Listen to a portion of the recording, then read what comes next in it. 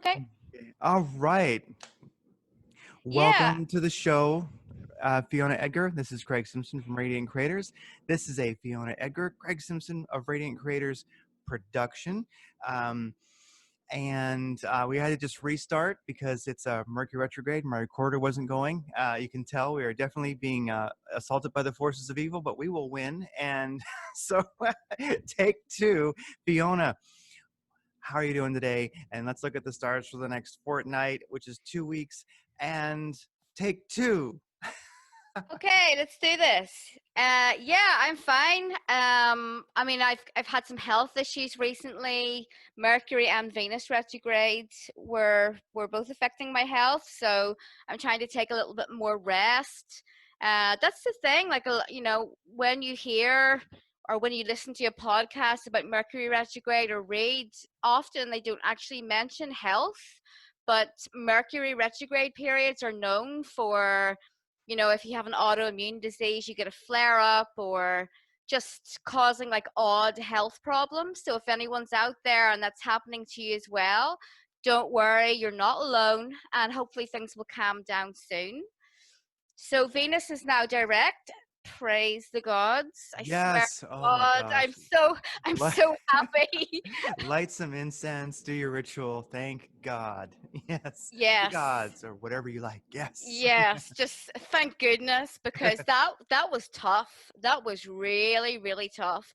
I think everyone was suffering. I mean, relationships were difficult. Communicating was difficult because it was Venus retrograde in Gemini, so it had that ongoing. I feel like we've been in Mercury retrograde since like December of last year. So the Oh, energy I is would just, say so. Yeah. yeah, so it's just been one thing after another. So Venus is direct now. We're still in the shadow. So all of the usual Venus retrograde rules still apply for another few weeks. And when a planet stations direct, the energy gets a little bit wobbly for like maybe 5 days. You feel, what? Isn't it direct? Why is all this stuff happening? Well, that's the shadow. The start of the shadow is very intense. So we've got this to get through. Mercury is retrograde in Cancer. We're all feeling a bit emotional, maybe more clingy than usual. We want reassurance from our loved ones. That's all normal stuff. That's okay to feel that way and to ask for reassurance. So the next big astrology event that we have is actually on Sunday. Mars enters Aries. So Mars is in domicile in Aries, meaning that that is the planet that rules that sign. And personally, I'm super glad because Mars is really excellent in Aries. We'll be feeling more energized. Probably any conflict that we've been experiencing over the past few months will become more clear. We'll have more clarity on certain issues. We'll be feeling, maybe our health issues will improve, and just it's just a better energy. Mars doesn't really sit well in Pisces because Pisces is a water sign, and Mars is like, yeah, super alpha and masculine and wants action, and Pisces doesn't really want that. So there's like a clash. And then we have a lot of stuff going on with secret enemies and deception and all of that nasty stuff. So Mars is much better in Aries. The next, also on the same day, Mars makes a nice sextile. So a sextile is like an easy aspect to Saturn. So it starts off, the actual transit starts off making a good aspect, which is always a good sign for the weeks ahead. So the next aspect that we have, actually, Tuesday, the 30th of June is going to be a big day. We have a couple of transits happening on that day. So first of all, there's a big one. Jupiter and Pluto are conjunct again in Capricorn, but this time the energy is going to be different because Jupiter is retrograde. So the last one that we had was a couple of months ago. I forget exactly which month it was, but it really did spark a lot of these quarantines and super crazy government regulations. The ridiculous, like, 2 meters away from each other and all of that nonsense. So when Yes. it's, yeah, all of that ridiculous nonsense. When it's retrograde, it's not going to be as bad, but we will still be noticing some power issues because Pluto is about power. Jupiter is a good planet, it's benefic, but when it comes together with Pluto, boy, does stuff blow up. And I mean, it can literally blow up. So keep a check on your temper. Unfortunately, I did predict, I can't remember exactly when, like a week or two ago, that we would see an increase in domestic terrorist attacks. Unfortunately, that is the case. There was one just happened this afternoon in Scotland.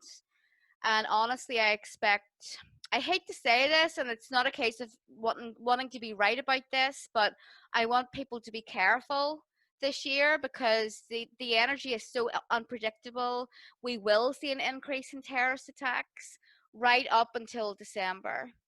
And if we think about it, we do have terrorist acts happening, well, all over the world, but I can say, especially here in America, that, I mean, statues being torn down is ultimately, I would say, it as an act of terrorism. It's definitely uncalled for, not lawful, not reasonable, and it's being done by force, and we are seeing violence where people are trying to protect those statues. So, uh, we're having them. Gosh, we've had like 60 statues torn down here in this country alone recently since all the bullshit started, and those are just 60 acts of terror right there. So keep going. Yeah, yeah, that exactly. So, it's going to be anything from statues to much worse than that. So just whatever whatever way that you personally want to deal with that, or what you want to do with that information, is up to you, but just take care for the rest of the year is all I'm saying. On that same day, Tuesday, June 30th, the sun makes a square. So a square is a harsh aspect to Chiron. Chiron is the planet of wounds, also healing. So it's called the wounded healer. But it does look like a bit of an ouchy day. Things may flare up on a personal level, also on a global level. So put that in your diary. Try and stay focused and calm on that day. Do activities that make you feel more stable. There is a minor aspect also happening on that day. Mercury is in sextile to Uranus, so it's not going to outweigh the more stressful aspects, but it's giving us a little bit of help. So Mercury is the planet of communication, and Uranus is the planet of something new coming in. So maybe you have an argument with someone on that day, but then you talk it over afterwards, and as a result of that, your relationship improves. We may receive news on that day that is shocking. So again, possibly going to the whole global events scenario. I don't know. It's impossible to predict exactly what's going to happen, but it's certainly a day to put in the diaries. So we go on to Wednesday, July 1st, and there are a number of aspects happening on that day. So the first thing is that the sun conjuncts Mercury in Cancer. We'll be feeling quite emotional on that day, and we'll be wanting to communicate about our emotions. So lots of conversations with others. The sun is in sextile with Uranus. Mercury is square Chiron on this day also. Again, there may be some heated conversations. There may be some odd news that we receive. Global events may be acting pretty crazy again. So Saturn retrograde also, because right now Saturn, Jupiter, and Pluto, the big daddies, are all retrograde. So Saturn goes from Aquarius back into Capricorn for his last dip in Capricorn. And he's going to transit there until I think it's November or December before he goes back into Aquarius for the next couple of years. So when Saturn is in Capricorn, It's all about the restructuring of power, governments, laws, that kind of thing, traditions. A lot of people are returning to a more traditional way of life because they are starting to recognize how toxic modern life is. And Capricorn is a sign of wisdom. It's a sign that symbolizes our ancestry on the paternal line. Um, it's also about maturity. So maybe some kind of Saturn in Capricorn type of figure comes along with a big fish and slaps these statue topplers a couple of times around the back of the head, knocks some sense into them. So something around there. Maybe there's going to be riots, more statue toppling nonsense, but then some kind of authority figure is going to put an end to it.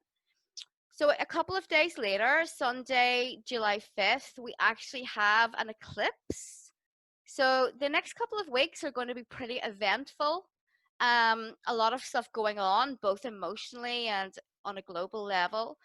An eclipse is basically a lunar eclipse is like a full moon on steroids. And this particular eclipse falls at 13 degrees of Capricorn. So the sun will be at 13 degrees Cancer and the moon is at 13 degrees of Capricorn. So check your chart, see where you have 13 degrees of a sign, and see what house it falls into and what aspect it makes. I just realized that this eclipse actually falls on the cusp of my eighth house. So yikes. Who knows what that's going to bring? So lunar eclipses, like a regular full moon, but much bigger. The effects last for a lot longer. So they last for about 6 months and they mark big life events, marriages, births, deaths, change of career, etc. So we're looking at stuff that is on a big scale. So in astrology, Capricorn is connected to the archetype of the father and Cancer, the archetype of the mother. So around eclipse time will be, it's a good time to investigate family curses or those reoccurring types of events that happen in your family. One way to do this with astrology is to actually look at the signs and aspects that involve your sun, your moon, and the IC. So you can do that by looking at your own birth chart. So this lunar eclipse is opposite Mercury retrograde. It's going to be a bit wonky, a bit stressful. It may involve important discussions with others. Mercury is square to Mars, and yes, it's still Mercury retrograde. So avoid overly heated discussions and arguments, which can cause damage to relationships.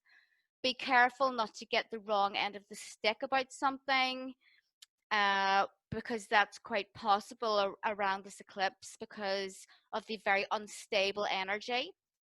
On the positive side, being Cancer and Capricorn, some people will be thinking of starting a family over the next few months. That's something that I definitely see. Um, so that's the eclipse. The next aspect that we have is on Wednesday, July the 8th. And Mercury is exactly square Mars. So that's another heated discussion type of day. So be careful that day. Cool your temper. Don't go charging in. Think things carefully.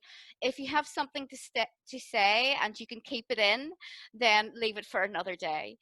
So the last major aspect that we have occurs on Friday, July 10th, which is the day before my birthday. And Venus, the goddess of love and pleasure, is making a supportive sextile to Chiron, the wounded healer. And this is going to be a really great day for relationships and healing. So the healing can just take place on an individual level or within your relationship or with female friends and family members. And that's it for the fortnight. That sounds like an eventful fortnight. One thing, Yes. yeah, one thing that come to mind for me is, uh, with all the intense energies, silence never makes mistakes. Yes. It doesn't. So, I know for me, that's whenever I'm feeling grumpy or just negative. I mean, that happens to everybody. Sometimes you're just like, grr, And yeah, I just make a point of not saying anything. Eh, but it's not, it isn't like it's that hard not to do. It's just you just realize, wow, I'm under the influence of a lot of retrograde planets right now. Mercury retrograde, the world's kind of crazy. It's very easy to, lash out or just say things that aren't really productive. They're more self-indulgent than productive, so yeah, it's a good time for just a little silence. It won't make the mistakes that sometimes saying anything will.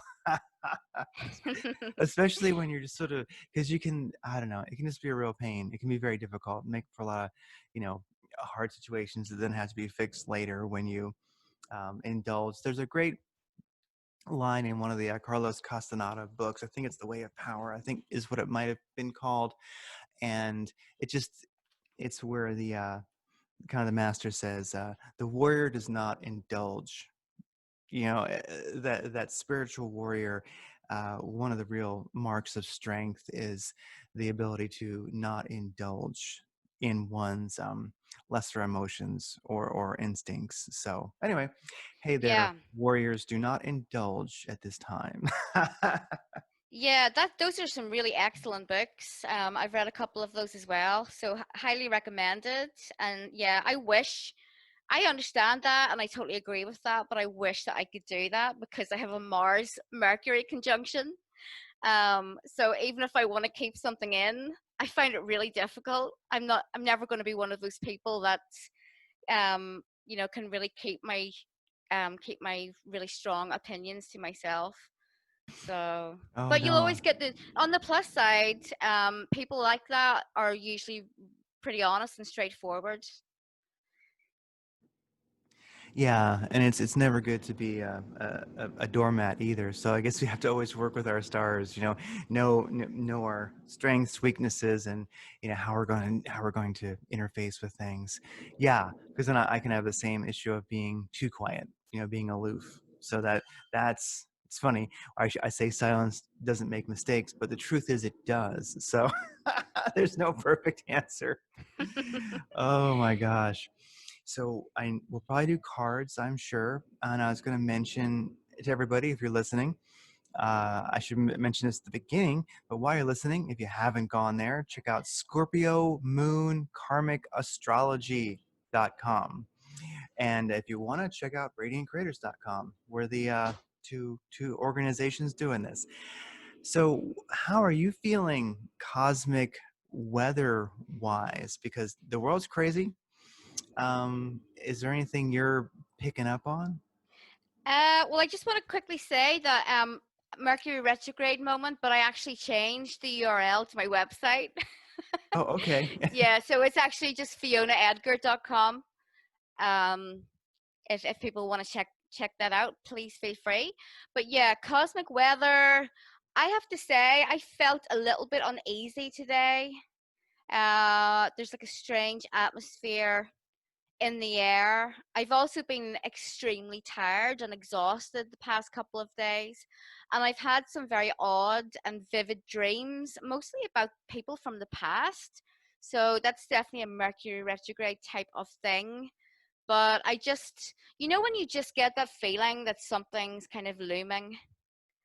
Yeah, I I think something is looming for sure. I know we've been feeling that too. And I think for me, one of the things I feel that's looming is, of course, it can always be things that we can't see, like the unfortunate incident that happened near you today.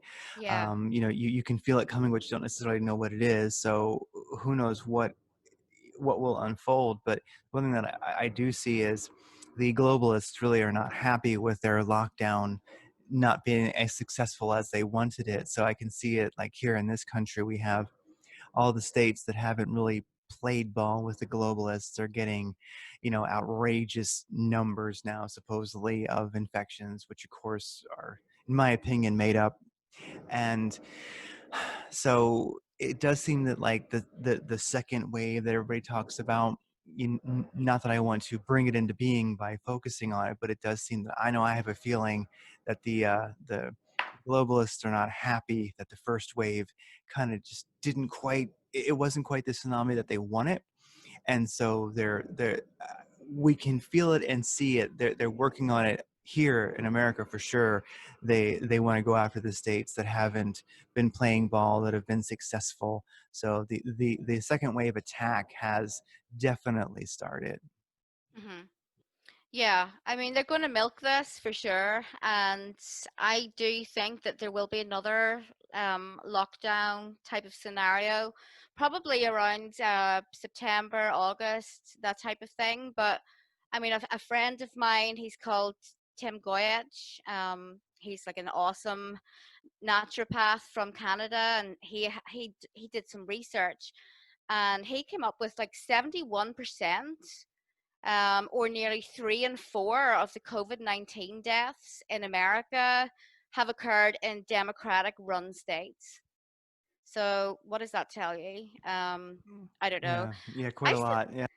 yeah, I mean, I still don't know anyone that's had it, that's actually had it. So, whatever. I do think that it exists, but I don't think that it's warranted this lockdown type thing throughout the world, and I don't think it's nearly as bad as what they're trying to make out to be at all. But there you go. That's what we're up against. Yeah, definitely. And yeah, there's an amazing, and I'll link to it in the show notes. There's an amazing YouTube, if people haven't seen it. It's called Perspectives on the Pandemic, and it's an undercover nurse, Erin Marie Olszewski, and she talked about her time in New York at a public hospital and what they're doing. And if a person watches this, it's an hour and 10 minutes, but it's really an hour and 10 minutes worth watching. She talks about what she saw there. She did some hidden camera work and some hidden recordings, and it will change a person's life. It will change their perspective on everything, because it definitely makes the case for many doctors and hospitals are just order followers, and they were ordered to basically, I mean, kill as many people as they could. Oh my goodness. And if you watch this, I mean, a person can make up their own mind if they think she's being, truthful or not. But it's definitely worth watching. So yeah, like you mentioned, certain states have had more deaths, and yeah, they tended to be on the left, the Democratic side. And that's something we're seeing now, I believe, is the states that didn't get the body count that the globalists wanted are now going to be in the crosshairs.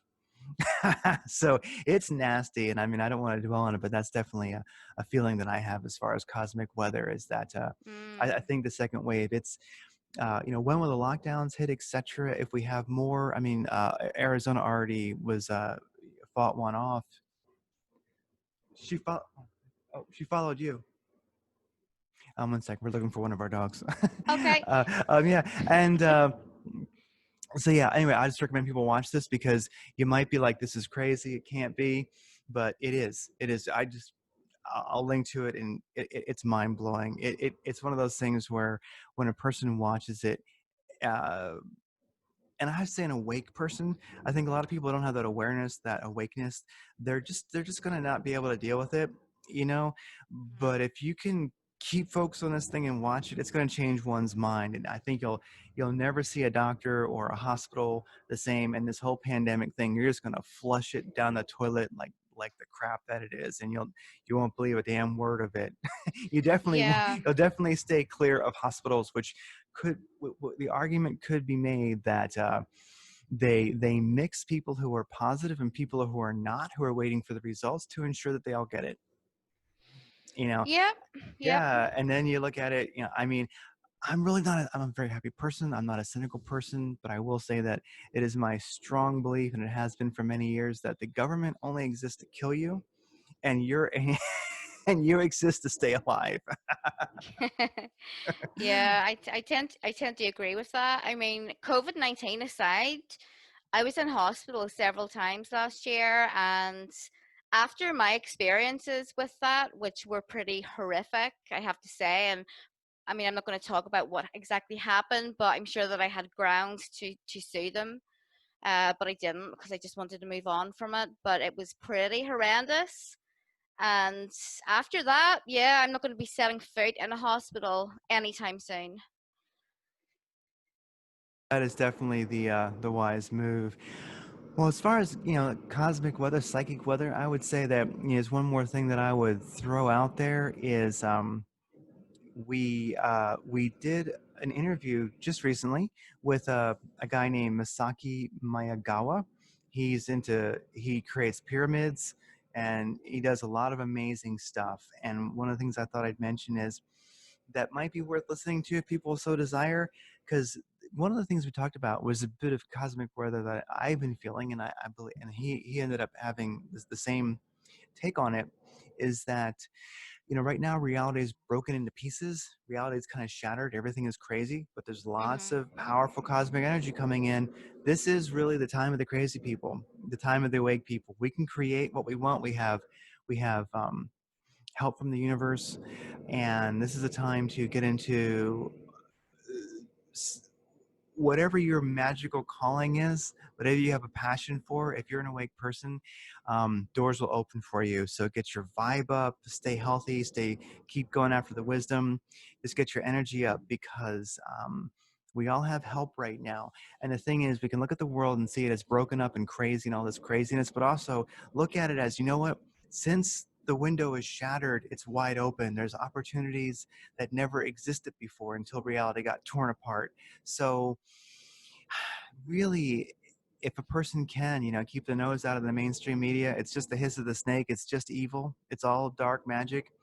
And just, if you don't know what you want to do, if you can't actually pursue, if you haven't found that passion, just work on getting your energy up. Just work on your practice to get your energy up, and it will come, because this is a time of for us, for the awake people. Definitely, it's nothing but opportunity.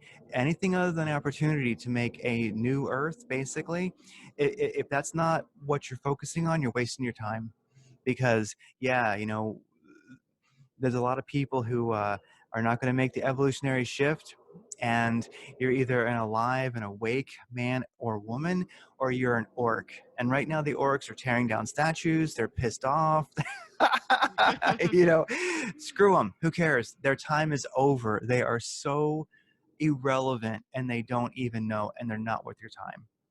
Yeah, I totally agree with you, 100%. So I guess like we can look at tarot.